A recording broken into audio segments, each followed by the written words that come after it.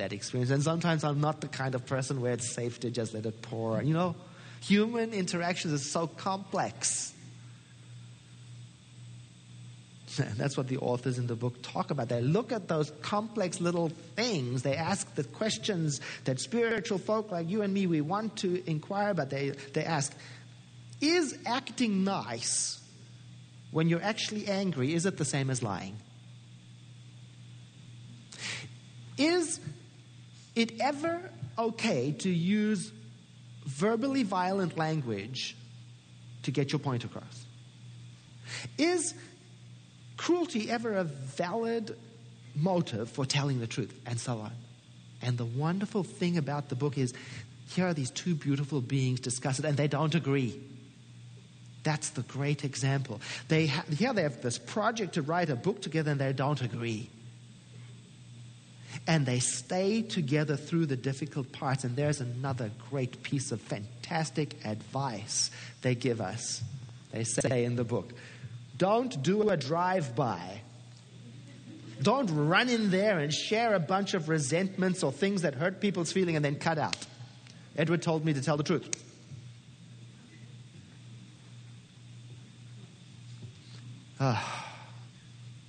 Oh, to be willing to stay through the discomfort of what you are bringing to the table.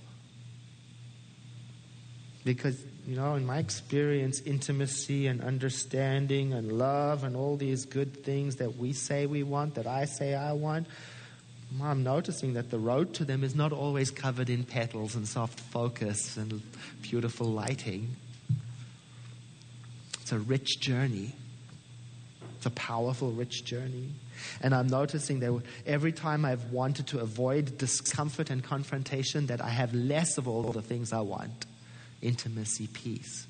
And that if I look back in the places where I've risked discomfort, and I look back at those terribly, terribly uncomfortable conversations, I think it's safe to say that every one of them has had a powerful, if dark, a powerful blessing in it for my life. It's like a bee sting, you know. Pull it out. And the first sensation is not peace. It's pain. And then it's inflamed after that. And then it's tender. And then it hurts for a while. But eventually it will be better. And it won't be better until it's out.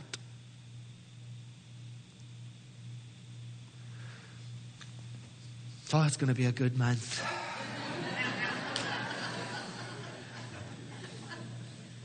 Another piece of helpful advice from the book, they say, you know, when you do notice that the conversation, the sharing of your truth is uncomfortable and you encounter hurt, especially as the result of your sharing, that you stay with the experience and that you feel your way through it. I understand what they're talking about because my instinct is to flee. And I'm learning to find a way to stay and even say, this is uncomfortable, but I'm here and I'm staying here because this is important to me and you're important to me. And I've had an experience of that has taught me to really honor the power of staying in the difficult conversation. Many years ago, I had a blowout with a friend of mine, a very close friend, and the disagreement was so powerful that I was ready to give up. I was ready to walk. We were in total disagreement, and there was a lot of hurt, and things that were being shared were mutually very painful and hurtful. And he noticed that I was about to leave. I was done. And he said, you know, I don't care if this is uncomfortable because I'm not going to let go. And you're going to have to put up with all of my emails and all of my calls and all of my messages until you also don't let go. And, you know, I noticed that in the moment that he said that it opened some kind of door for me to step into this discomfort instead of away from it. And it helped me to be able to say in that moment, thank you, I think I can be okay with having this amount of discomfort because this is important. It was a powerful shift for me. And you know, we never did agree. Never did. And our friendship, well, it changed forever. But when I think of this person, I think of him with such honor and respect. And what a way for completions to take place. And it's really taught me something. And so ever since then, I've tried to bring myself to the table and practice on the small discomforts, not to walk away from them, have the conversation, check my motive, have the conversation. Because having the conversations have taught me to be resilient, and it's taught me that I can survive them. And in that survival is a knowledge of freedom that is beautiful.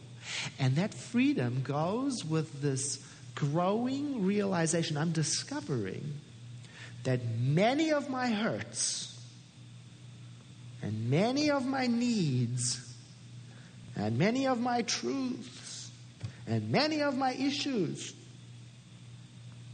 are not really worth all the energy I give to them.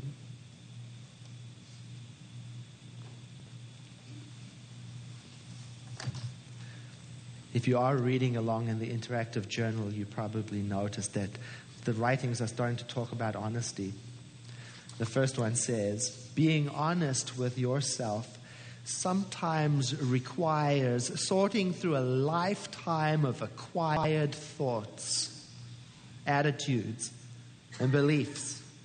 You may need to investigate which are really true and which are not. Being honest with yourself in this way gives you the best chance of being honest with others. And you can start anywhere. Well, we're starting here, and this month has got a lot of assistance for us. In the weeks to follow, we're going to be looking at what does it take to have the courage to tell the truth. And then the following week, we're going to talk about how a good dose of genuine niceness can go a long way to build connections heart to heart for this kind of conversation. And then we're going to talk about that illusion that you and I have, that we think that we can hide something from each other. It's a great illusion, practiced very well.